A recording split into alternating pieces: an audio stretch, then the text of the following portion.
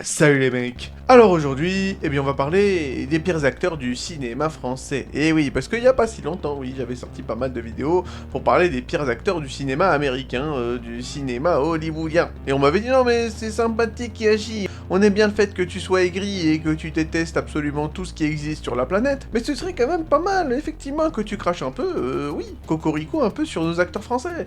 Et oui, bah écoutez, je vous ai entendu. Et étant donné que, voilà, les premières vidéos vous ont plu, bah oui, on va remettre une pièce dans la machine. Mais bon, encore une fois, là il s'agira seulement d'acteurs de chez nous, de figures installées, surpayées, surcotées, recyclées à l'infini, des visages bien français, ma France mon pinard comme ils disent, qu'on voit depuis 20 ans, pour pas dire depuis 40 ans, et qui jouent toujours la même chose, avec la même tête, le même ton et la même assurance mal placée. Parce que le cinéma français aime beaucoup ça. Prendre un humoriste, le mettre dans une comédie, puis dans une autre, puis dans une autre, puis dans une comédie sociale, puis dans un drame. Surprise, il est devenu sérieux maintenant. Et quand ça marche une fois, bah ils vont essorer le concept pendant 45 ans d'affilée. Voilà, donc écoutez, il s'agira pas de débat scolaire, il s'agira pas de chacun ses goûts, on va cracher sur absolument tout ce qui bouge. Voilà, le cinéma français va saigner aujourd'hui les amis, je pense que vous l'aurez compris. Alors sans plus attendre, c'est parti. Bon, on va commencer avec, oui, celui qu'on pourrait effectivement surnommer le chêne massif du cinéma français. Il s'agira donc de Christian Clavier. Un acteur inamovible, s'il en est, un acteur bruyant également, et toujours placé au milieu du salon depuis 40 ans au minimum. Je dis bien au minimum, parce que Clavier, c'est un peu un homme, mais c'est aussi un exploit, avant même d'être un être humain, parce que le mec joue le même personnage depuis les années 80. Et pourtant, on continue de l'appeler acteur. Mais si tu joues toujours la même chose, est-ce que vraiment t'es dans l'acting? Ça c'est une question existentielle qu'on est en droit de se poser. Parce que peu importe l'époque, le costume ou le budget, Christian Clavier c'est toujours le français râleur, nerveux, méprisant et au bord de l'AVC social. C'est un mélange d'arrogance, de panique, de voix aiguë, comme si chaque réplique était une plainte déposée à la mairie du coin. Alors évidemment, on va me dire non mais il fait pas toujours ça, oui, pense à Jacouille, des visiteurs, évidemment le rôle est culte. Mais c'est surtout parce que le film est culte et que Jean-Marie Poiret oui, avait touché de l'or à l'époque. Jean-Marie Poiret étant le réalisateur des films Les Visiteurs. Mais en tout cas, rien qu'avec ça, voilà, Clavier ne jouait même pas forcément un personnage médiéval. Là, il jouait en fait Clavier, c'est-à-dire voilà, Clavier qui joue Clavier, sauf que là, il découvre l'eau courante. Donc hurlements, grimaces, yeux exorbités, bon... C'est le pack habituel, c'est drôle une fois, c'est drôle deux fois, mais à la 15e rediffusion, voilà, t'as juste envie de demander un exorcisme afin qu'on puisse effectivement te libérer de cette diablerie. Mais le vrai Clavier moderne, c'est celui que l'on peut voir dans Qu'est-ce qu'on a fait au bon Dieu. Et là, il atteint son apogée du claviérisme, c'est-à-dire que là, c'est le bourgeois raciste, mais pas méchant, qui crie son incompréhension du monde moderne, voilà, comme un modem 56K. Et chaque scène repose sur le même ressort, c'est-à-dire que Clavier voit quelque chose, Clavier panique, Clavier hurle, et générique. C'est pas vraiment du jeu d'acteur, en fait c'est plus une réaction allergique filmée. Et même chose dans les bronzés font du ski, Astérix, les anges gardiens. Le décor change, la perruque change, mais l'intonation reste la même, c'est-à-dire que il a toujours cette même voix de type qu'on vient de contrarier au péage du coin. Et le plus fort c'est que lorsqu'il est censé jouer un perso supposé intelligent, il le joue exactement pareil. Quand il joue un con c'est pareil, quand il joue un notable c'est pareil, quand il joue un homme du passé, du présent ou du futur c'est pareil. En fait, comment dire, Christian Clavier, il n'interprète pas, il s'impose. Et on va pas se mentir, voilà, on va pas cracher dans la soupe pendant 20 minutes non plus. Le mec a un certain timing comique, ça c'est vrai. Et puis même de toutes les manières, franchement, quand je l'entends dans les interviews, je trouve qu'il a un certain chien. Notamment sa dernière interview, voilà, où il a carrément mouché Pascal Praud sur CNews. Il est vrai, comme mon cœur a un peu penché, j'ai apprécié la performance. Merci à toi Christian. Mais si tu mets de côté un certain charisme naturel que je n'oserais pas nier, le mec n'a aucune nuance dans son jeu d'acting, voilà. Son registre, c'est une note. Il la joue fort, il la joue très fort, en fait si fort qu'il couvre les autres instruments. Et donc Christian Clavier, c'est pas forcément un acteur caméléon, c'est-à-dire que c'est une alarme incendie, il est efficace, mais quand elle se déclenche trop souvent, t'as juste envie de sortir du bâtiment. Voilà, ni plus ni moins, et je pense qu'on peut fermer là le chapitre Clavier. Bon, alors, il est vrai que je dois m'excuser, parce que normalement, en tant que français dans une vidéo franco-française, il me faut, respecter l'étiquette. si je puis me permettre, et rester gentleman. J'aurais dû commencer par une femme. Bah écoutez, je vais essayer de me rattraper. Parlons un peu d'Adèle Exarchopoulos. Alors, Adèle, je vais l'appeler Adèle, hein, elle me le permet, c'est un peu, comment dire, c'est le naturalisme incarné du cinéma français. Son jeu est brut, son jeu est vécu, et son jeu est organique. En tout cas, c'est comme ça qu'on essaie de nous le vendre. Mais moi, tout ce que je comprends, c'est qu'elle marmonne, elle regarde le sol, elle respire fort, et elle laisse la caméra faire le reste. En fait, tout le monde cite la vie d'Adèle, hein, quand on parle d'Adèle Exarchopoulos. Et oui, effectivement, la performance est intense, l'engagement est total, bien que le film soit éclaté au sol. Hein. Voilà, merci Abdelatif Kechiche, hein, voilà. L'un des pires réalisateurs de tous les temps, ça c'est certain. En tout cas, ce fameux rôle, bah il a un peu figé le moule. Et depuis, bah Adèle, elle joue toujours plus ou moins la même Adèle. Hein. C'est-à-dire une jeune femme paumée, un peu mutique, mâchoire serrée, émotion rentrée au marteau-piqueur. C'est-à-dire que la meuf ne compose pas un personnage, elle est réactive à un état. Voilà, que ce soit dans Sibylle, Le Fidèle, Mandibule, Bac Nord, c'est le même registre. Parler peu, regarder beaucoup, souffrir en silence. Parfois même quand la scène ne le demande pas, et quand elle est joyeuse, on dirait qu'elle s'excuse. Quand elle est triste, on dirait qu'elle fait la vaisselle en pensant à autre chose. Je veux dire, le souci, c'est pas l'absence de talent, parce que oui, elle est talentueuse. D'ailleurs, la majorité des acteurs dont je parlais aujourd'hui, en réalité, ne sont pas totalement dénués de talent.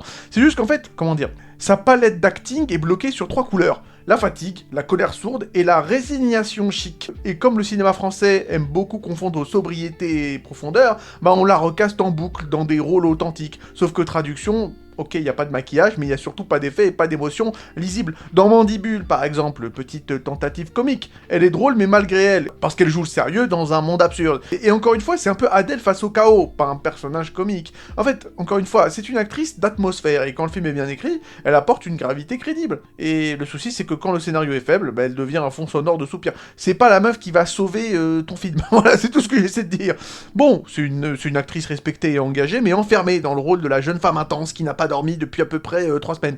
Voilà. Au bout d'un moment, je pense que même l'intensité devient monotone. Il serait peut-être temps de, voilà, de lever un peu le pied à Adèle, hein, si tu me le permets. Je sais que tu me le permets, finalement tu es très sympathique. Bon, on va être franc quand même 2 minutes, et il est vrai peut-être que je viens d'être un peu trop vache avec Adèle. Parce que, ok, elle est pas complètement et à 100% scotchée au moule, voilà, naturalisme, marmonnement intense, d'accord? Même si, bon, elle est connue pour ça depuis la vie d'Adèle. En fait, pour être tout à fait honnête, depuis pas mal de temps, depuis on va dire 5-6 ans, elle est vue comme l'une des actrices françaises les plus variées et éclectiques de sa génération. C'est pas forcément ce que je pense, vous l'aurez compris, mais il est vrai qu'elle a quand même exploré pas mal de terrain depuis. Hein. Elle a joué une flic badass dans un futur dystopique, Chien 51, une influenceuse catastrophe chez Dupieux, l'accident de piano, elle nous a sorti la romance passionnée internationale dans Passage, et même une petite voix blasée pour Pixar, puisqu'elle double Ennui dans Vice Versa 2 en version française. Elle a fait de la SF aussi avec Les 5 Diables, et elle a même joué une hôtesse de l'air désabusée dans Rien à foutre. Et en plus de tout ça, elle a chopé un César, pour un rôle choral assez émouvant, donc je verrai toujours vos visages. Bref, elle bouge, elle varie, elle prend des risques. Là-dessus, je ne vais pas débattre. Mais même dans ses essais, sa gravité naturelle, son regard qui pèse et sa retenue reviennent souvent dominés un peu comme un ADN difficile à effacer sur la scène de crime. Et donc, c'est juste pour être un peu subtil sur la question Adèle Exarchopoulos, elle n'est pas complètement dans une totale prison, mais c'est toujours un peu Adèle qui impose son atmosphère signature, même quand elle change de costume. Donc voilà, écoutez, je ne change pas mon avis, même si je voulais apporter peut-être quelques touches de nuance à ma critique. On va revenir avec les messieurs pour parler de Gérard Jugnot, le bon tonton du cinéma français.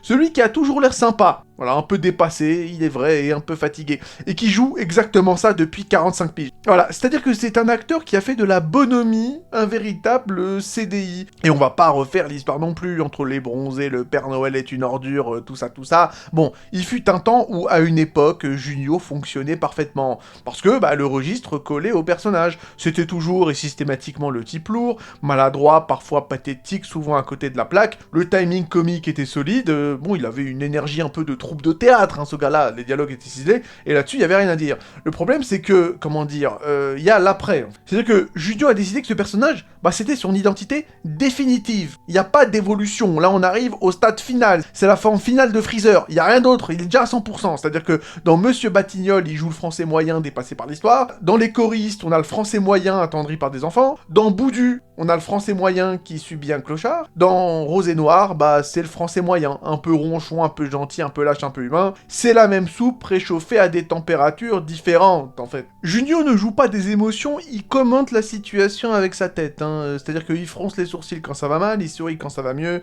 il soupire quand il est dépassé, voilà, bon.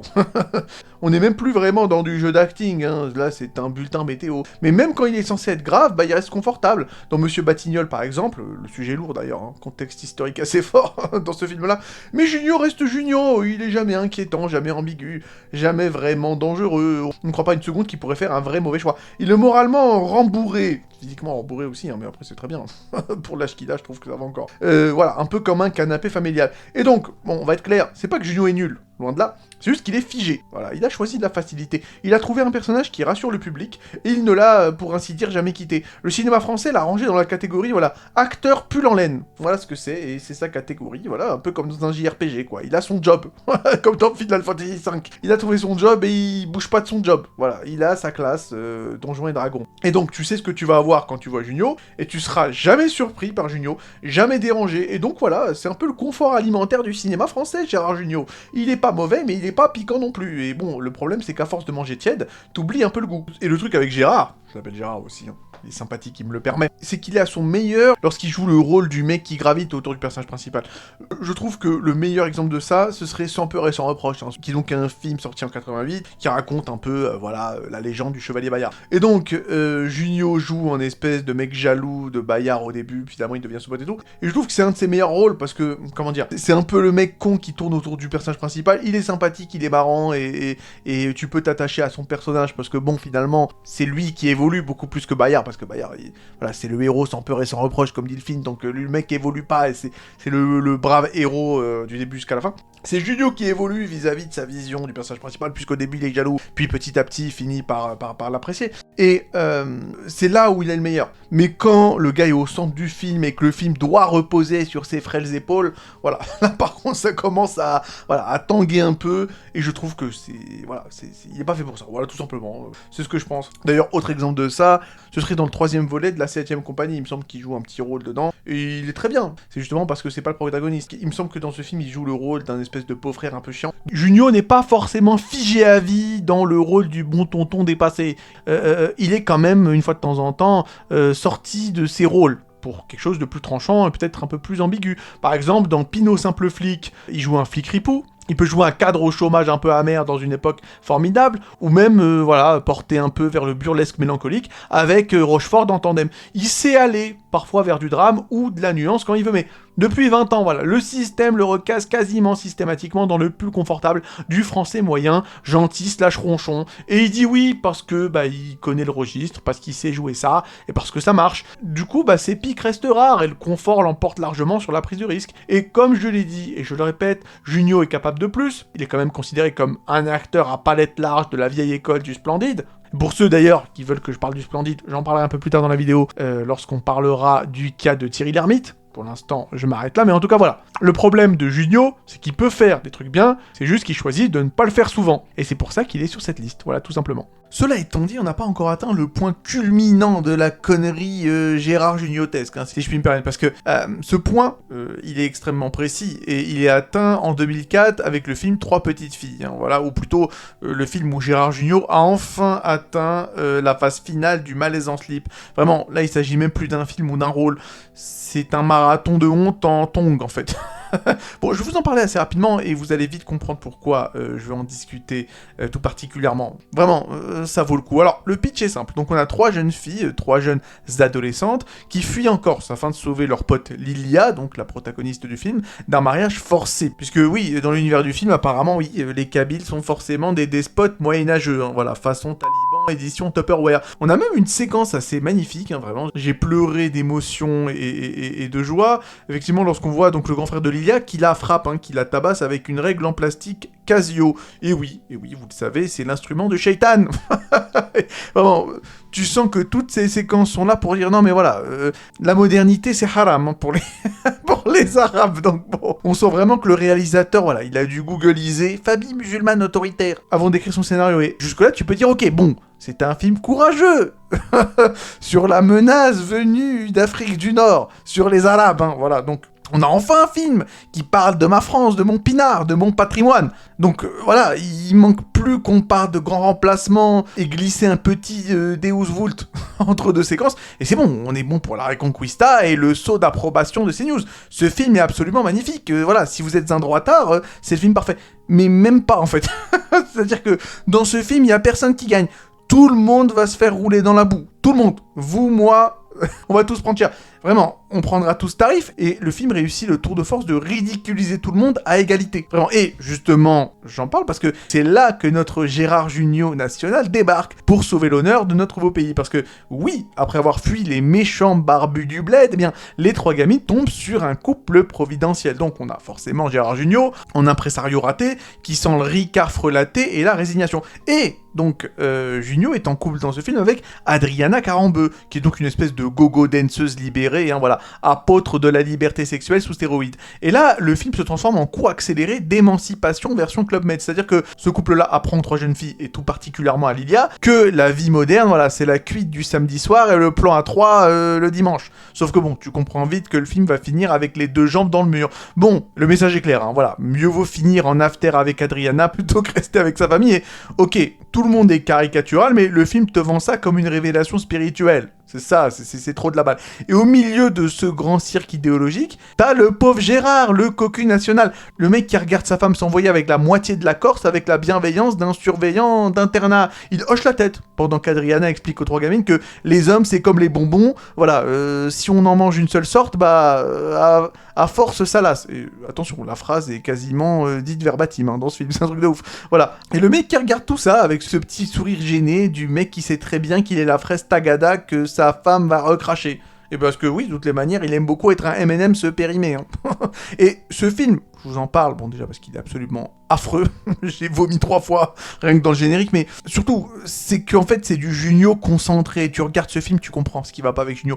C'est toujours l'archétype de l'homme gentil, de l'homme dépassé, attachant malgré tout, celui qui encaisse sans jamais craquer. Il se venge pas, il ne s'aigrit pas, comme il a écrit. Il ne sombre même pas dans le cynisme. Non, il regarde sa meuf, donc, comme vous le savez, incarnée par Adriana Carambeu, s'envoyer absolument tout ce qui a un code postal et un pouls, et il sourit, avec la bienveillance d'un père spirituel. C'est vraiment du Jugnot pur jus, c'est le français moyen, gentil, mou, toujours un peu dépassé. C'est le mec qui dit oui, chérie, pendant qu'on démonte son ego à la perceuse.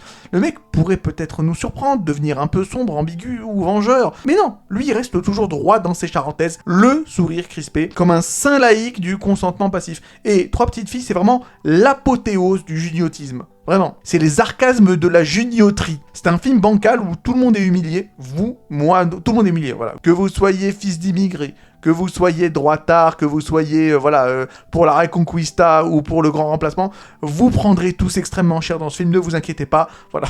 D'une certaine manière, c'est vrai que ce film permet de vivre ensemble, dans l'humiliation totale, d'une façon ironique. Et le pire, c'est que c'est Jugnot qui prend le plus cher.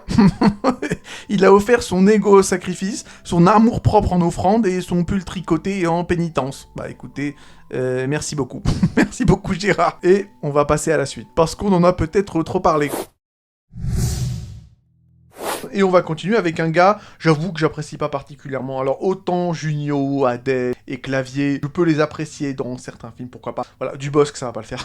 Désolé, Dubosc, c'est non. Dubosc, c'est non. Alors, à la base, évidemment, Dubosc, c'est un humoriste qui est devenu donc acteur et qui a bâti une carrière entière sur un concept simple. Donc, le quadragénaire un peu beauf, un peu libidineux, vaguement pathétique, persuadé d'être irrésistible alors qu'il ne l'est pas du tout. Et il l'a décliné à l'infini. C'est-à-dire que tout le monde, lorsqu'on pense à Franck Dubosc, pense à Camping, hein, Patrick Chirac, avec le Marcel, les tongs, la chemise ouverte, et voilà, la drague lourde et l'assurance injustifiée. Et là, on peut le reconnaître, ça peut marcher une fois de temps en temps. Le perso est clair, assumé, écrit pour lui. Voilà. Dubosc en connaît le rythme, en connaît la pose et en connaît les vannes. C'est vulgaire, et j'avoue que moi ça m'a jamais vraiment fait rire, mais je peux comprendre, c'est calibré, et puis bon, il y a eu un public derrière qui a adhéré. Bon, faut aussi rendre à César ce qui appartient à César. C'est pas un humour qui me touche du tout, mais je peux comprendre. Effectivement, des goûts stibous, ça, vous connaissez, des goûts et des couleurs, on ne discute pas.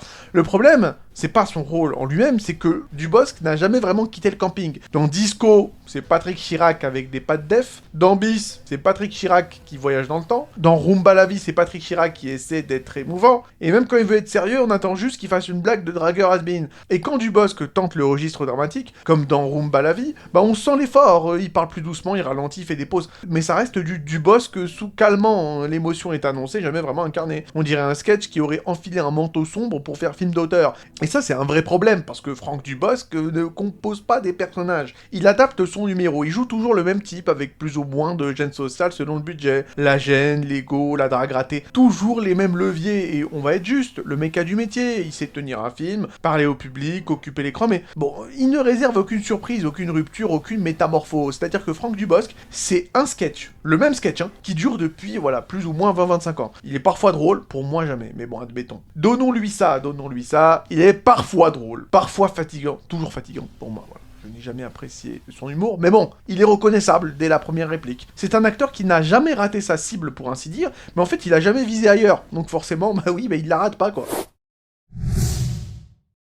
Bon, on va continuer avec un autre acteur que j'aime pas particulièrement, puisque là il s'agira de Danny Boone, hein, l'exemple parfait de l'acteur qui a réussi un film tellement fort que toute sa carrière s'est ensuite mise à le rejouer en playback. Évidemment, je fais référence à Bienvenue chez les Ch'tis. Parce que oui, ce film quand il est sorti, bon, ce fut un succès colossal, je crois que je ne vous apprends rien les copains, le phénomène a été total, c'est un phénomène culturel évidemment, et au niveau des billets de cinéma, ça a été un véritable tsunami. Et soyons honnêtes, bon, dans ce film-là, il est très bien, enfin, quand je dis très bien, il est correct, quoi, bon, parce que le rôle colle à sa nature comique, le type maladroit, gentil, un peu dépassé. En ce qui concerne le timing, son énergie, l'autodérision, ça peut fonctionner, et ça a fonctionné. Le problème, c'est que après tout ça, tout est devenu ch'ti. C'est le souci, quand même, parce que dans Rien à déclarer, il refait le même numéro, mais en douanier belge. Dans Superchondria, qui joue l'angoissé extrême, sauf qu'il le joue à 120%, sans aucune modulation, à aucun moment du film. Chaque scène, c'est une crise, chaque réplique est criée, on dirait un sketch étiré sur 1h45 sans bouton pause. Dans Red Dingue, il joue un mec nerveux, inadapté, excessif. Dans La Ch'ti de famille, il rejoue un mec nerveux, inadapté, excessif. Enfin, il rejoue littéralement sa propre réussite, hein. Comme un humoriste qui raconterait sa meilleure vanne pour la 10e fois dans la même soirée. Et dans 8 rues de l'humanité, l'espèce de tentative chorale de Netflix, bah il ressort encore le même arsenal, voilà, grimace, agitation, accent, saturation. En fait, comment dire, Danny Boone a un gros défaut. Et ce défaut, c'est qu'il sait pas ralentir.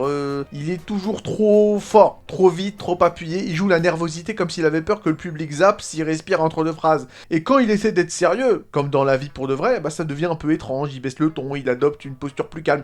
Mais on sent le comique qui se retient de faire une vanne. En fait, le drame chez Boone, ça ressemble à une comédie à laquelle on aurait retiré la musique. Et encore une fois, il est pas dépourvu de talent, c'est juste qu'il est prisonnier de son propre succès. Il a trouvé une formule qui marche, et bah oui, bah il l'exécute mécaniquement depuis à peu près 15 ans. Voilà, et à force, bah l'énergie c'est devenu bruit, et le comique c'est devenu fatigue. Voilà, et on est tous très fatigués.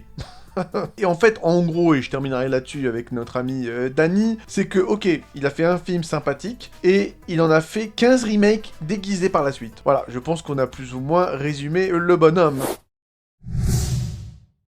Et on va passer donc à un autre bonhomme. Et quel bonhomme, puisque là il s'agira de l'ami Gad Elmaleh. Voilà. Alors, Gad, c'est vrai que ces derniers temps on n'en entend pas trop parler.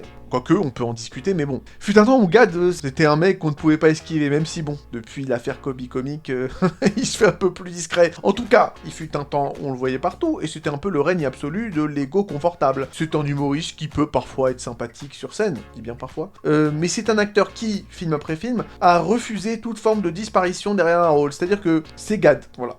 c'est Gad. Chouchou, c'est un peu son acte fondateur, et ça peut marcher, mais c'est pas parce qu'il joue, mais parce que le film est entièrement construit pour accueillir Gad tel qu'il est. Donc naïf, tendre, l'outsider, quoi. Accentué dans certains de ses traits, mais jamais transformé. Ça reste lui, quoi. Ça reste lui. Il y a aucune complexité psychologique, aucune prise de risque. C'est un Gad cadré, protégé et sécurisé. Ensuite, dans la doublure, bah oui, bah le problème est confirmé. Francis Weber écrit une mécanique précise, chirurgicale, hein, et donc Gad y est efficace uniquement dans un rôle très précis. Il n'a pas beaucoup de range, hein, l'ami Gad. C'est-à-dire que voilà, il joue le type gêné, maladroit, en réaction permanente. Parce que bien souvent, forcément, bon, on connaît la phrase, hein, devant toute action, il y a une réaction, sauf qu'en fait, il n'y a pas d'action pour Gad, c'est juste de la réaction. Et face à Daniel Auteuil, bah, il mène jamais la scène, il subit, il ponctue, il sert de variable comique, de virgule cinématographique. Et dès que la scène demande une intériorité réelle, bah, il retombe dans ses tics. Voilà, débit haché, hésitation jouée, regard flottant. Puis arrive Coco, et là, c'est la catastrophe totale. Parce que Coco, c'est un peu Gad Elmaleh sans cadre, sans frein, sans adulte dans la pièce.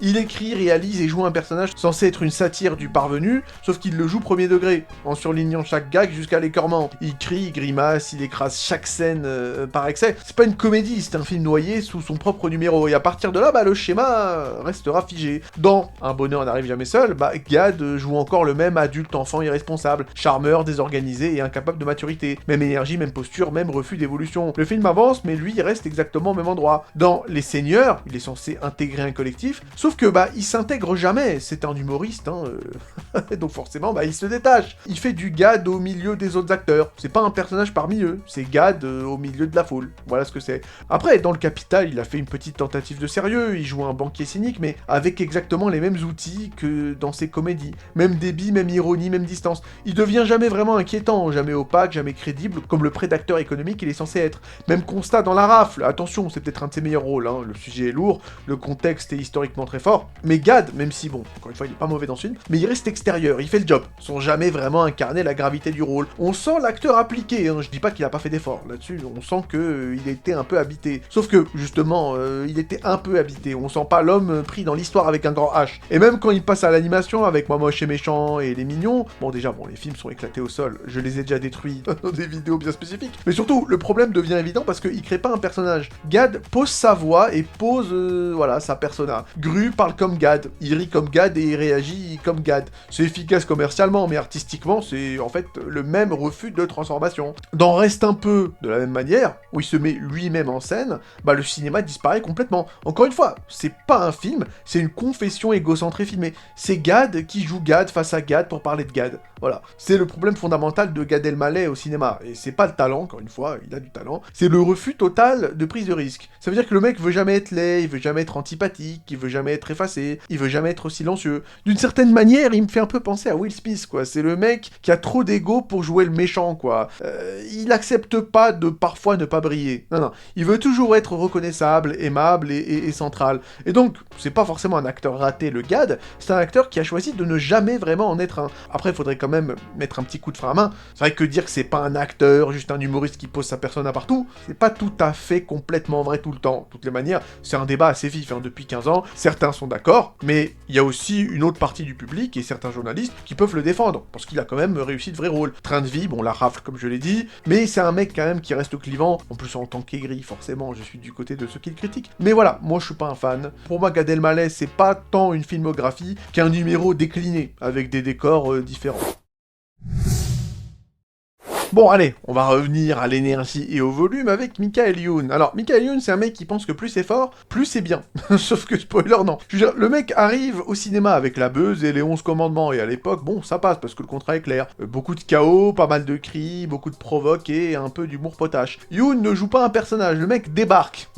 Il débarque constamment. Et pour une comédie absurde du début des années 2000, bah ça fait le job. Mais le problème, c'est qu'il n'a jamais vraiment quitté ce mode. Dans Is No Good, bah il hurle, il grimace, il cabotine. Le décor est oriental certes, mais bon, hein, c'est quasiment une rediff du Morning Live. Dans Fatal, il tente l'auto-parodie du chanteur de hip-hop ridicule. L'idée est intelligente, mais c'est pas le pire film de l'histoire, mais bon, c'est un peu saboté par le fait qu'il joue tout à fond, sans respiration. La satire devient un sketch étiré jusqu'à l'épuisement. Et quand il tente le sérieux, comme dans Vive la France ou Divorce Club, bah c'est encore plus flagrant, voilà, il baisse le ton, il ralentit, comme la plupart des autres acteurs dont j'ai parlé, mais on sent que le moteur trépigne, hein. Chaque silence a l'air d'un accident, et chaque émotion ressemble à une vanne qui a raté sa sortie. Michael Youn n'incarne pas ses émotions, il les annonce. Quand il est en colère, il crie, quand il est triste, il grimace en criant peut-être un peu moins fort. Et quand il est joyeux, bah il crie en sautant. Voilà, la nuance, elle est pas prise en compte dans le budget, on va pas se mentir. Mais même si bon, on va être honnête, le mec a une vraie présence comique, sauf que, bah elle est unidimensionnelle, et au cinéma une dimension, bah c'est peut-être un peu trop peu pour tenir 1h40. Et donc Michael Youn, je vais pas en parler 40 000 ans, de toute manière il y a pas grand chose à en dire, c'est un sketch qui refuse de finir, c'est drôle 5 minutes, c'est fatigant au bout de 20, et c'est épuisant sur un long métrage. Et, puisqu'on est encore avec les humoristes, bah parlons de Florence Foresti, qui est un peu la reine du sketch recyclé au cinéma. Voilà, et en plus, voilà, en termes de recyclage, ne suis-je pas le boss, ne suis-je pas le roi de YouTube en termes de recyclage, je pense que je suis bien placé pour parler. Donc, Florence, je l'appelle Florence, hein, elle est très sympathique, elle me le permettra. Donc sur scène, son timing est impeccable. Enfin, je suis pas forcément un gros fan de son humour, mais il y a pas mal de sens de l'observation, pas mal d'autodérision maîtrisée, ça peut passer éventuellement. Bon. Sauf qu'à l'écran, c'est souvent le même numéro, mais sans la musique live ni le public pour amortir les chutes. Tandis que Nick, ok, elle débarque, certain Michael Youn, en tornade verbale. C'est drôle, c'est efficace et c'est percutant, parce que le film fonctionne par éclat, et bon, les persos secondaires sont sympathiques. Elle vole la scène puis s'en va, et c'est le parfait usage de Florence Foresti. Dose très courte et impact maximal, et ça c'est la formule qu'il faut suivre. Le problème c'est que ce ne sera pas suivi, parce que ensuite on va lui confier des rôles principaux, et le problème c'est que là le sketch il doit tenir 1h40, que ce soit dans Hollywood, Barbecue, je veux dire, elle joue toujours la même variation, la femme moderne, névrosée, qui parle vite pour cacher un malaise existentiel. Même débit, même mimique, même rupture de ton. On reconnaît la vanne avant même qu'elle n'arrive. Et le problème, c'est pas qu'elle est mauvaise, c'est qu'elle n'incarne pas un personnage. Et ça, bon, vous l'aurez compris, c'est une critique que je vais appliquer à beaucoup de gens dans cette liste. Voilà, Gad Elmaleh et d'autres encore, hein, c'est pas le seul miskinou. Voilà, Florence fait aussi partie du problème puisqu'elle déroule un registre. Hein. Quand une scène demande du silence, elle le comble. Quand une scène demande de la fragilité, ben, elle la transforme en punchline. Et donc, bah, l'émotion ne respire jamais. Je veux dire, dans De Plus Belle, par exemple, elle essaie de tenter un peu un drame. Elle ralentit, elle retient, ok, mais on sent l'humoriste en apnée, chaque regard sérieux ressemble à un sketch qu'elle n'a pas le droit de jouer, et le film demande de la délicatesse, sauf qu'elle apporte de la prudence, c'est pas tout à fait la même chose, c'est subtil, les copains, c'est très subtil. Et attention, je le dis, Florence Foresti, comme la majorité des gens de cette liste, est excellente quand elle observe et commente, hein, d'accord. Mais elle est beaucoup moins excellente lorsqu'elle doit vivre un rôle. Et le cinéma, et c'est un peu con, bah ça demande parfois de se taire, d'être vulnérable sans ironie, sauf que Foresti a trop longtemps survécu grâce à l'ironie, et elle peut pas s'en passer facilement. Et donc, encore une fois, c'est une bonne humoriste, là-dessus on va pas discuter, mais au cinéma, elle reste ce qu'elle est, c'est-à-dire une humoriste qui attend son prochain rire. Sauf qu'encore une fois, il faut peut-être une palette un peu plus fournie. Je sais pas, peut-être pas. D'ailleurs, en parlant de palette fournie, bah on va parler de Cadmerade, évidemment, qui est donc le couteau suisse émotionnel du cinéma français, sauf que, voilà, c'est un couteau où toutes les lames coupent à peu près pareil. Parce qu'il est sympa, le Cadmerade, il est sympathique, il est accessible et il est humain. Sauf que repose là précisément le piège. Cad joue toujours l'humain par défaut. Vous voyez les jeux où on doit créer notre avatar au tout début, voilà, comme par exemple les Elder Scrolls, Oblivion, voilà, Skyrim, tout ça. On doit créer son avatar et tout. Sauf qu'il y a toujours bien souvent une option par défaut, quoi. Vous avez pas le temps, vous les jouez tout de suite. Le jeu vous crée un avatar par défaut. Bah voilà, bah c'est Cad. C'est Cad. Je veux dire, dans Bienvenue chez les Ch'tis, il est parfait. Voilà, c'est notre ami, c'est le type coincé, un peu perdu, qui découvre un monde qui, voilà, jadis méprisait, voilà. Bah, le Nord, la France du Nord, l'île, tout ça.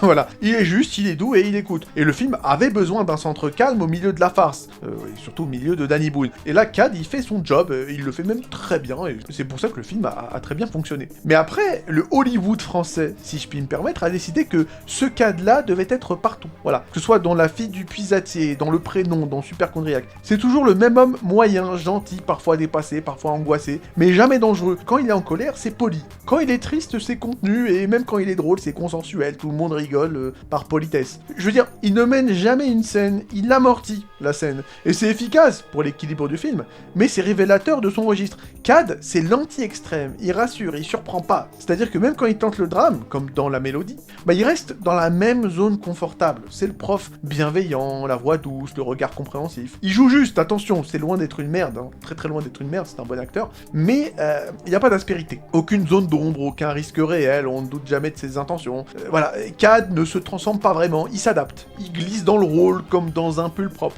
Ça va à peu près à tout le monde, mais ça ne marque personne. C'est un acteur fiable, le Cad, peut-être un peu trop fiable. Et le cinéma français l'utilise un peu comme on va utiliser du sel. Il est indispensable, mais c'est jamais le plat principal. Maintenant, après, on prend ou on prend pas. En tout cas, Cadmerade, c'est le confort incarné. Et à force de confort, moi, je finis par m'endormir. Je suis désolé, le mec ne m'a jamais impressionné de ma vie. Il m'a jamais dégoûté non plus. Mais bon, voilà. Après, peut-être qu'il n'a pas sa place dans cette liste des pires acteurs, parce que c'est pas un mauvais acteur. Mais écoutez, franchement, trop de consensualité tue la consensualité. Donc voilà, il est dans cette liste et il y reste.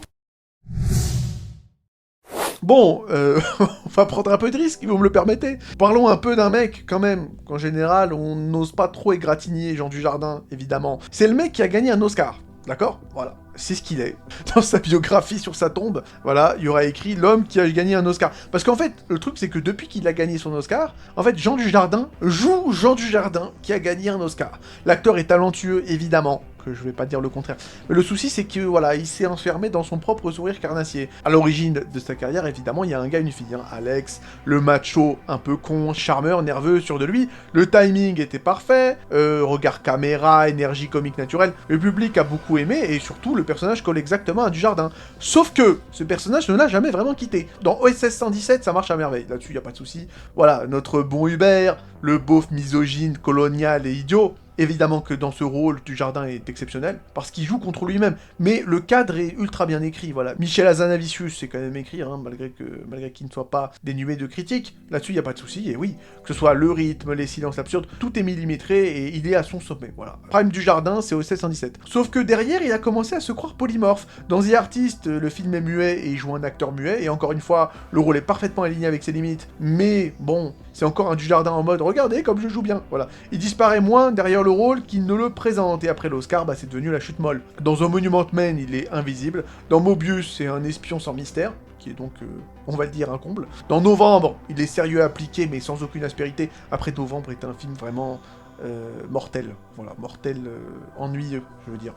Et même dans Deer Skin, pourtant totalement barré, où il joue un espèce de Dujardin en crise existentielle, version plus sale, mais la posture reste plus ou moins la même. Et c'est le problème fondamental de Dujardin, c'est qu'il a beaucoup de charisme, évidemment. Est-ce que moi je vais venir, petit Yaginalise, critiquer le charisme de ce gars-là? Évidemment qu'il écrase tout. Mais il y a beaucoup de charisme pour peu de métamorphose. C'est-à-dire que le gars est toujours conscient de son talent et de son image. Même quand il souffre, on sent que le mec sait qu'il est bon, quoi. Il ne se perd jamais et il contrôle. Jean Dujardin, c'est un acteur brillant dans un couloir précis. Le mec est sûr de lui, ironique, un peu con et un peu triste. Et dès qu'on lui demande de l'opacité, de la laideur morale ou du vrai danger, bah il reste trop sympathique. C'est un excellent acteur de surface, évidemment. C'est un monstre de présence, évidemment. Mais rarement un caméléon. Jean Dujardin, c'est le mec qui peut jouer n'importe quoi, tant que ça reste Jean Dujardin. Mais bon, dès que tu lui demandes de faire autre chose, bon, ça commence à boiter un peu.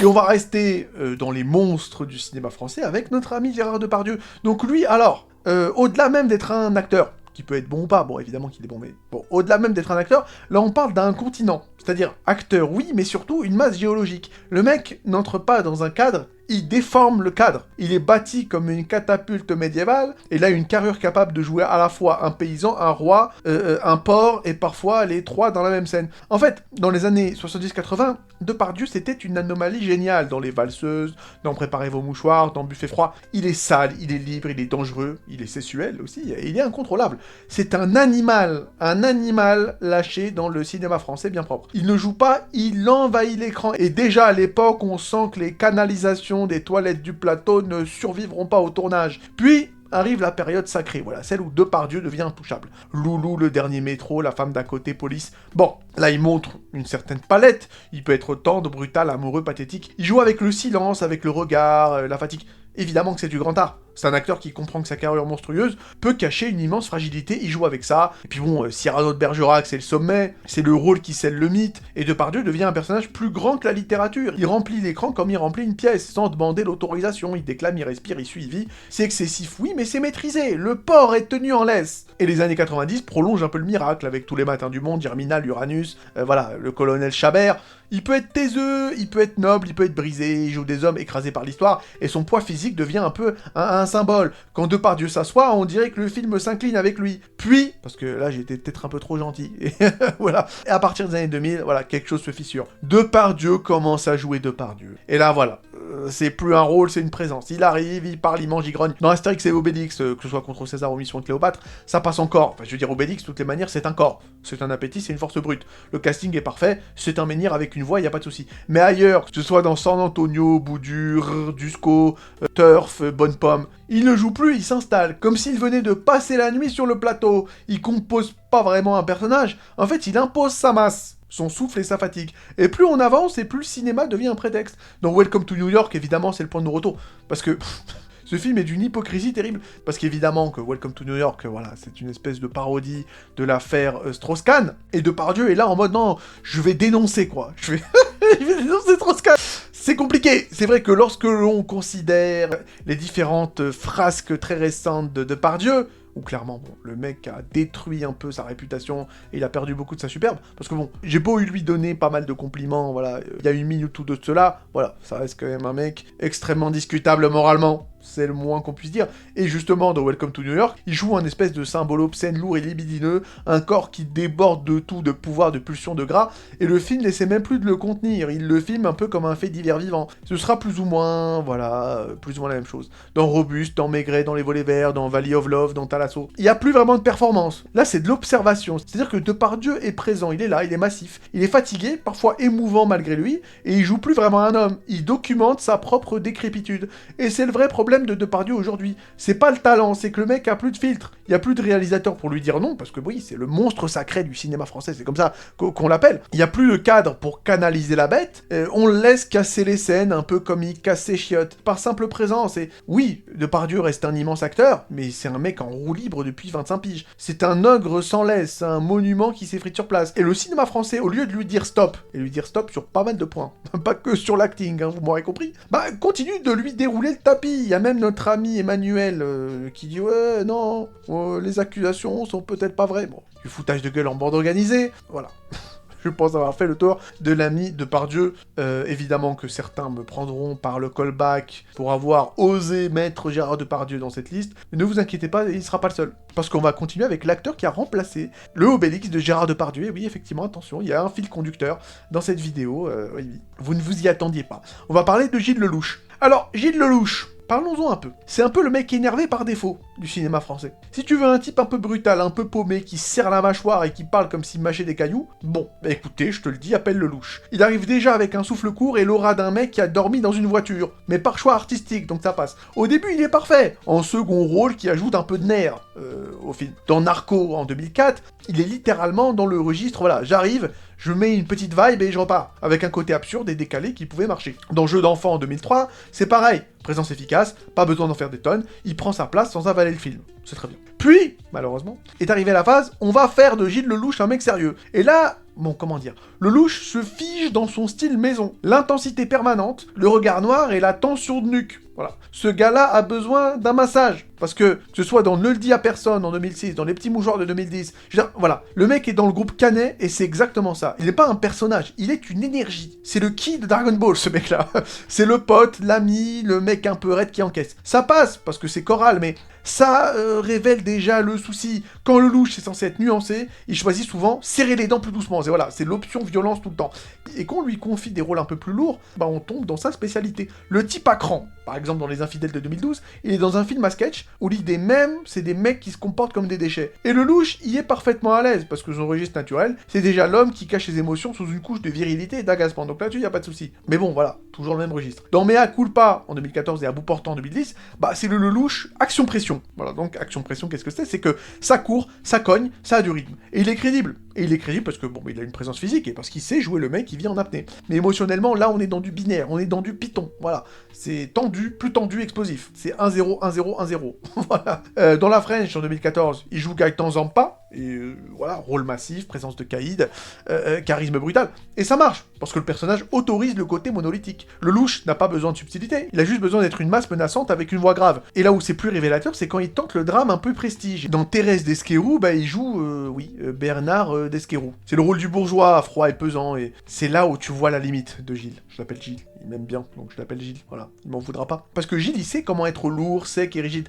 Mais il sait pas vraiment comment être complexe, il joue le contrôle, pas les fissures. Dans Pupille, en 2018, il a un rôle un peu plus retenu, un peu plus humain, et il est bon, mais dans un cadre très écrit et très encadré. Il déborde pas parce que le film ne lui laisse pas l'espace de déborder, et c'est ça qui le rend meilleur. Et dans Bac Nord, voilà, toujours dans son mode naturel, flic à cran, action-pression comme je l'ai dit, colère-fatigue, c'est sa zone, et il est crédible, parce que, bon, bah, son visage a l'air d'avoir vécu 3 gardes à vue avant le petit-déj. Et puis il rentre dans sa période, voilà, je fais le mec intense, mais dans des films qui s'amusent de l'intensité, comme dans Fumer fait tousser. Voilà, il joue Benzen, puisque Dupieux lui file un cadre absurde, et ça lui va bien, parce qu'il peut être raide sans que ça se prenne au sérieux. Dans Dali, en 2003, il joue Dali, oui, carrément, et c'est intéressant, parce que pour une fois, il est obligé d'être dans la performance décalée, pas juste dans l'énervement viril. Et c'est vrai que, bon, depuis tout à l'heure, je lui fais pas beaucoup de critiques à l'ami Gilles, j'aime bien, j'ai rien contre lui, mais je le mets quand même dans cette liste. Je m'en bats les couilles, je le mets quand même dans cette liste. Parce que le souci avec Gilles Lellouche, c'est qu'il joue souvent comme un moteur bloqué à haut régime. Même quand il devrait être calme, Tu sens qu'il lutte pour pas démarrer une embrouille avec une chaise et avec le réalisateur. Il est efficace, il est crédible, il a du coffre, mais il revient tellement souvent au même registre, c'est-à-dire tension, virilité, explosion de contenu, que tu finis par voir l'acteur avant le rôle. Et donc Gilles Lelouch, c'est un excellent acteur de pression, voilà, y a pas de souci. Mais dès que le film demande du flottement, de la douceur et du mystère, bah il a tendance à redevenir lui-même, un mec qui a l'air prêt à régler un problème avec un cendrier. Voilà, et je le mets dans cette liste, je m'en bats les couilles. Même si c'est vrai que bon, il fait pas partie des pires acteurs du cinéma français. Écoutez, bon, j'ai quand même une daronne à mettre à l'abri. La liste doit être assez longue aussi. Considérez le titre un peu comme du rage bait, d'accord? Voilà, arrêtez de m'insulter, je sais très bien dans les commentaires. Oui, mais quand même, il y a pas mal d'acteurs qui sont pas mauvais et qu'en plus, même dans ta critique, tu les as pas trop critiqués. Écoutez, voilà, prenez pas ça au sérieux. Bon, François Civil, maintenant. C'est le héros interchangeable du cinéma français récent. Donc, si t'as besoin d'un mec intense, comme notre ami Gilles, mais que tu veux quand même qu'il soit fréquentable, pas comme notre ami Gilles, si tu veux qu'il soit viril, comme notre ami Gilles, mais sensible, pas comme notre ami Gilles, eh bien, tu prends Civil. Tu as juste la barbe de 3 jours, tu baisses un peu la lumière, et hop, c'est emballé. Il commence pourtant tranquillement, il y a pas mal de second rôles, des films modestes, il y a rien à signaler. Puis arrive Burnout en 2017. Voilà, donc pilote sous pression, sueur, vitesse, rage rentrée. Et là, Civil découvre son moteur préféré, il joue en apnée. C'est-à-dire que voilà, encore une fois, comme sa copine Adèle, mâchoire serrée, regard noir, voix grave et respiration courte. Bon, voix grave, je vais pas insulter Adèle, hein, sa voix n'est pas si grave que ça. Vous m'avez compris. Et c'est crédible, sauf que c'est le prototype. Et ensuite, le chant du loup, voilà, sous-marin, tension, silence, responsabilité, et Civil est bon, parce qu'on lui demande exactement la même chose. Le mec tendu dans un espace clos, qui encaisse sans jamais vraiment se détendre. Il joue pas le calme, il joue l'effort pour rester calme. Après bon, il peut tenter la légèreté, comme dans Mon Inconnu ou dans 2 mois. Voilà, il joue le mec peut-être plus léger, plus romantique, plus quotidien. Mais même perdu sentimentalement et même amoureux, bah, Civil y joue comme si l'émotion était une mission de sauvetage. Tout est sérieux, tout est grave, même l'amour a l'air d'être un exercice noté. Et arrive Bac Nord de 2021, et c'est le film qui le propulse officiellement dans la catégorie du mec intense qu'on met partout. Flic sous pression, loyauté virile, colère rentrée, il est très bon. Mais encore une fois, voilà, ça confirme le Civil standard. Même tension que dans Burnout, même dureté que dans Le Chant du Loup, le décor change, mais pas le moteur. Dans Encore de 2022, il y a une tentative d'ouverture, il joue un danseur blessé, plus doux, plus fragile, et on voit le paradoxe. Il est sincère et impliqué, mais toujours très conscient de lui-même en train de jouer. La sensibilité est là, mais elle passe encore par l'intensité. C'est-à-dire que Civil ne se relâche jamais complètement. Même chose dans Celle que vous croyez de 2019, où il joue un perso ambigu avec pas mal de jeux de masques, des relations un peu troubles, hein, bien sûr. Le film pas si mauvais que ça. Mais au lieu de laisser planer le doute, bah Civil il appuie. Il joue l'ambiguïté comme une tension supplémentaire, pas comme un flou. Et arrive enfin Les Trois Mousquetaires de 2023, où il joue un espèce de d'Artagnan, hein, qui devrait être fougueux, naïf, insolent, un peu con parfois, hein. Évidemment, le Gascon le plus connu de la littérature française, notre ami d'Artagnan. Sauf que Civil, bah il en fait un héros sérieux, concentré, presque déjà fatigué par le poids du destin. Il joue l'épique comme un oral de concours. C'est solide, mais ça déborde jamais. C'est pas un jeune chien fou, parce que techniquement, c'est ce qui est censé être d'Artagnan. Gascogne représente, bien entendu. Big up à tous mes frérots de Gascogne qui regardent cette vidéo. Mais voilà, le problème c'est que Civil, il joue ça comme un cadre dynamique en CDD chez Histoire de France. Et c'est toujours et encore le même registre, jusqu'à en vomir par terre, avec une zone à défendre et pas de vague. Voilà, c'est le mec droit impliqué sous tension morale. Civil est impeccable, mais parfaitement prévisible. D'ailleurs, j'ai même pas parlé de l'amour ouf avec Adèle Exarchopoulos. Ce film est une escroquerie. De toutes les manières, en principe, j'ai déjà sorti une vidéo là-dessus. Voilà, je vais pas commencer à radoter. De toute façon, voilà, la vidéo sera extrêmement longue, ça je pense que vous l'aurez compris. Autant ne pas perdre du temps. Donc voilà, le problème de François... Je l'appelle François, il est sympathique, il me permet de l'appeler François. En fait, il utilise la gravité comme un état permanent. Chez lui, l'autodérision est quasiment inexistante. Enfin, bon, quasiment... Bon, c'est pas tout à fait vrai, donc d'accord. Il y a un peu d'autodérision parfois, comme par exemple dans la série Fiasco sur Netflix, qui est pas si mal, bon, c'est pas trop mon délire, mais il est pas si mal. D'ailleurs, il joue avec Pierre Ninet, et je suis certain que tout le monde s'attend à ce que je mette Pierre Ninet dans ma liste, mais non, je le mettrai pas. Voilà, écoutez, je suis là où on ne m'attend pas. Moi, j'aime bien Pierre Ninet. Voilà, j'aime bien Pierre Ninet, je trouve qu'il est très bien. Voilà, mais écoutez, généralement, à chaque fois, on me dit que je crache sur les trucs populaires pour ne pas faire comme les autres. Bah écoutez, je vais me ranger. Pour une fois n'est pas coutume. À la vie générale, oui, Pierre Ninet est un excellent acteur, et je ne le gratinerai pas dans cette vidéo. Voilà, tout simplement. D'ailleurs, on va arrêter de parler de Ninet, puisque là, il s'agit de François Civil. Encore une fois, il est pas mauvais, c'est juste qu'il est monolithique. C'est un acteur sérieux, impliqué et puissant quand il est bien utilisé, mais qui joue toujours comme si chaque scène était une question de survie. François Civil, c'est un moteur très performant, mais bloqué à plein régime. Et quand tout est joué comme une urgence vitale, plus rien n'a vraiment d'urgence. Et là, on va totalement changer de registre avec Omar Sy, qui est donc, bon, là-dessus, je pense que je ne vais apprendre rien à personne. C'est un peu le capital sympathie devenu automatisme, ce gars-là. C'est-à-dire que c'est un acteur qui est apprécié un peu par tout le monde, hein. Genre, même moi, je le déteste pas. Je veux dire, il a un charisme naturel évident, un sourire capable d'éclairer un parking souterrain, et une carrière qui s'est à peu près malheureusement enfermée dans la même vibration émotionnelle. Voilà, avant Intouchable, Omar Sy était partout, mais rarement central. C'était, voilà, les rôles de potes, les types marrants, voilà, la petite présence solaire, mais secondaire. On le voyait dans Nos Jours Heureux, dans Micmac attire l'arigot, dans Tellement Proche. Il apportait de l'énergie, de la chaleur et du rythme.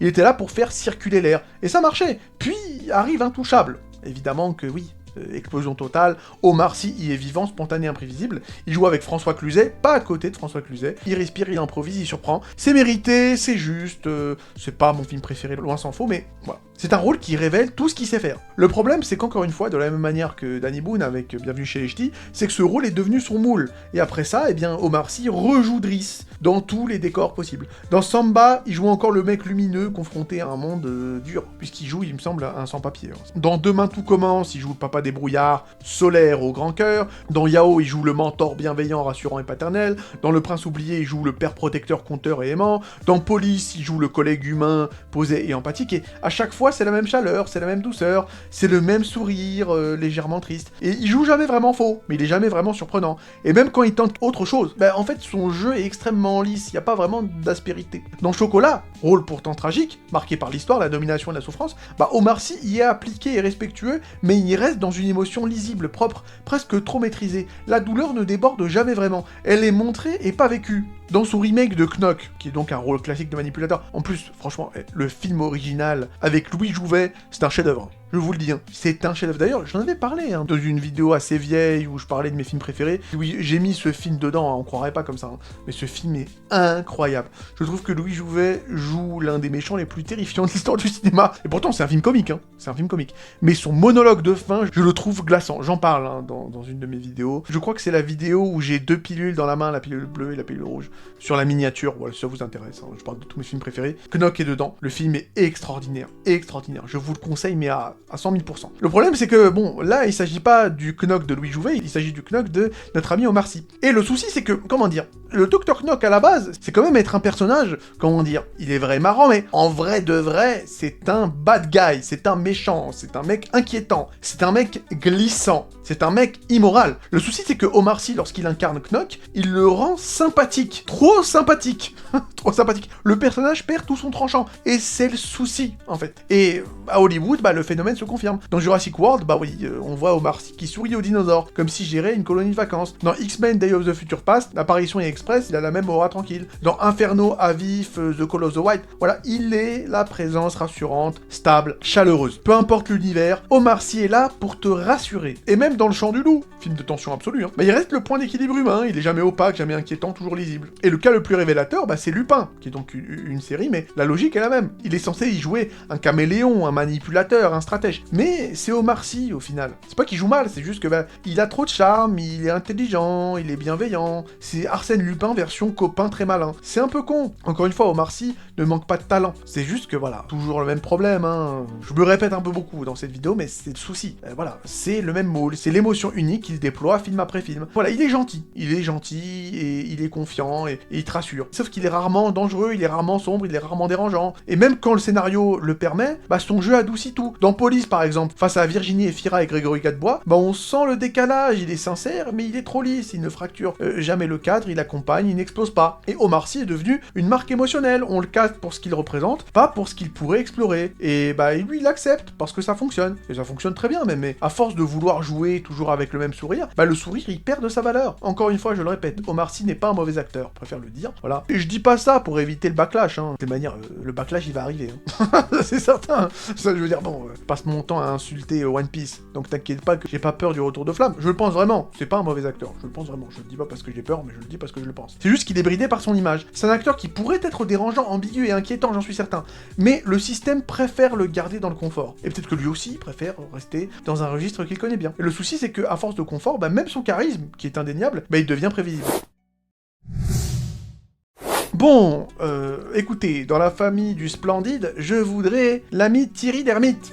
Eh oui, tout à l'heure, j'ai parlé de Splendide. Alors, pour ceux qui comprennent pas, quand je parle de Splendide, je vais vous la faire assez rapidement, et ensuite on va retomber sur nos pattes et sur la tête de Thierry Lhermitte. C'est qu'en fait, le Splendide, qu'est-ce que c'est? Donc, c'est la bande de potes un peu mythique du cinéma français, hein. C'est la troupe de théâtre qui a squatté le game depuis les années 70, hein. C'est quelques lycéens de Neuilly, c'est-à-dire Clavier, Junio, Lhermitte, Blanc, Balasco, Chazelle, toute l'équipe, qui montent leur propre café-théâtre en 74, d'accord? Le Splendide, parce qu'ils en avaient marre des auditions et des patrons. Il fut soutenu par Coluche et tout ça. Ils ont un peu débarqué dans le cinéma français, avec un humour potache, absurde, socialement corrosif et sans filtre, avec Les Bronzés, Le Père Noël est une ordure, Papy fait de la résistance, blablabli, blablabla. Des films cultes qui ont fait hurler de rire la France entière, et la France en avait besoin, parce que ces gens-là avaient du talent, un vrai talent, hein. Timing impeccable, écriture ciselée, complicité de dingue, ils ont inventé la comédie populaire moderne à la française, et là-dessus, respect. Mais, et c'est un grand mais, depuis 50 piges, les mecs trustent le paysage, les mêmes têtes recyclées à l'infini, les mêmes rôles, voilà, le bourgeois râleur pour Clavier, le français moyen dépassé pour Junio, la bourgeoise coincée pour je ne sais qui, écoutez, voilà. Et on a les mêmes producteurs qui leur déroulent le tapis rouge, parce que c'est la bande. Et c'est un petit club fermé de copains qui s'est transformé en dinosaure du népotisme bienveillant. Ils ont passé d'ailleurs le flambeau à la nouvelle génération,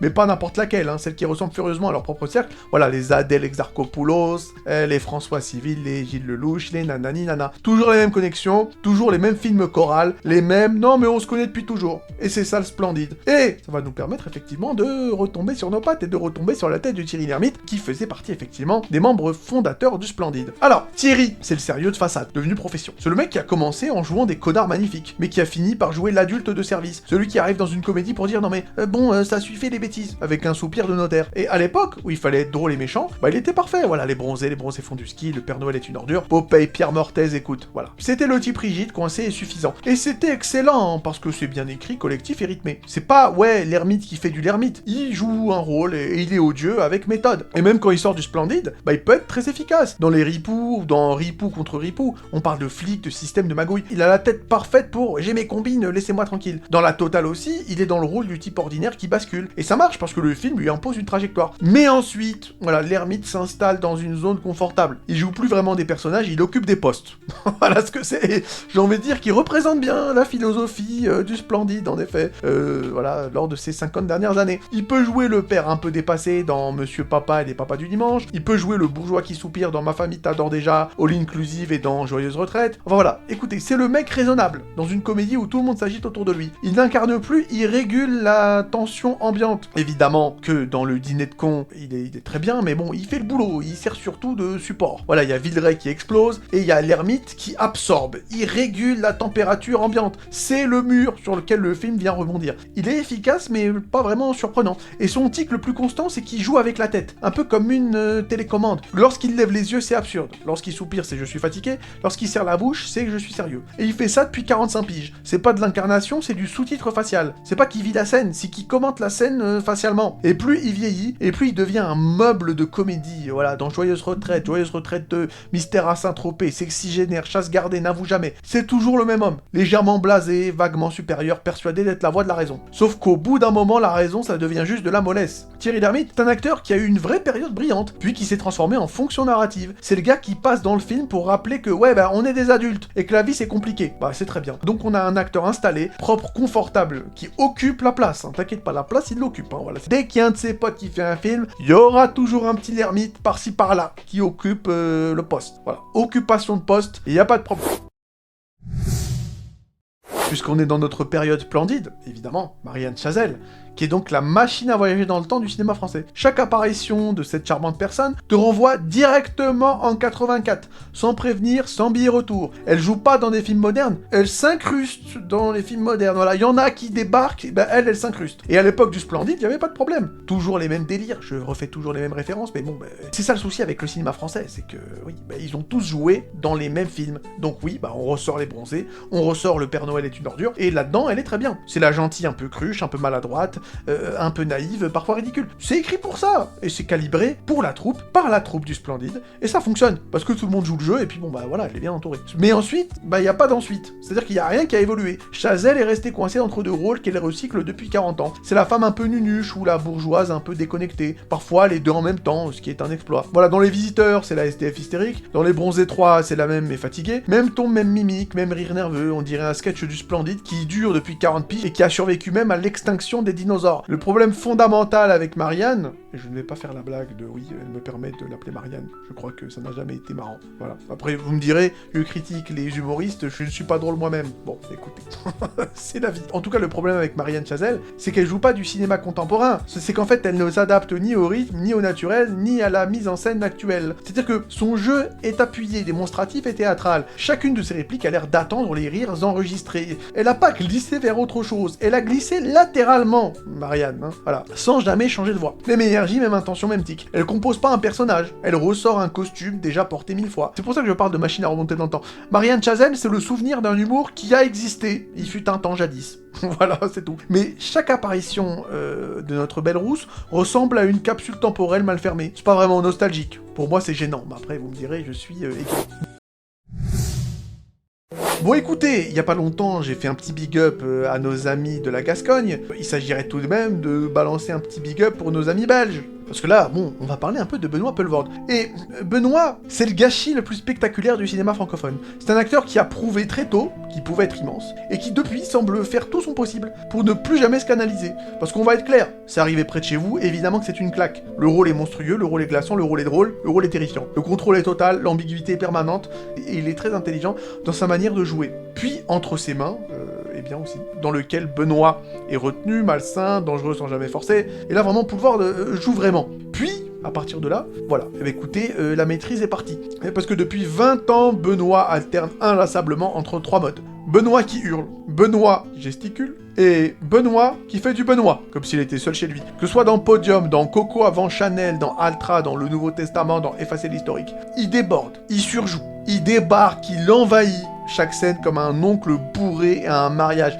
Peu importe le ton du film, il impose le sien. La subtilité, elle est optionnelle, le cadre, il est facultatif. Et le pire, c'est que le cinéma l'encourage à faire le con. On lui dit non mais vas-y, fais ton truc Benoît. Et son truc, bah c'est souvent de tout foutre en l'air par excès. Le mec confond liberté et laisser aller. Il confond improvisation et absence de travail. Je veux dire, dans le tout Nouveau Testament, bah, le film est absurde, poétique et mesuré. Sauf que bon, bah Benoît, il joue Dieu. Comme s'il faisait un sketch alcoolisé à 3h du mat. Il écrase tout, il fatigue, il prend toute la place sans jamais la mériter. Et c'est ça le problème. Benoît, il peut être immense, mais il refuse la contrainte. Et le souci, c'est que le grand jeu n'est souvent de la contrainte. Sans cadre, bah, il devient un bruit. Un bruit talentueux, certes, mais un bruit quand même. Et voilà, bah, c'est plus vraiment un acteur. C'est un événement météorologique. Il est imprévisible. Parfois il est génial, parfois il est insupportable. Il est toujours incontrôlé, c'est un acteur qui avait tout, mais qui a décidé de ne pas se discipliner. Voilà, bah écoutez, voilà. Bon, jusque-là, on parle quand même de gens talentueux qui ont fait peut-être les mauvais choix. Maintenant, parlons d'un mec qui a pas trop de talent. Je veux pas être méchant. En plus, en vrai de vrai, là je parle de gens français, hein. Je peux m'attirer des ennemis, on ne sait jamais. Hein.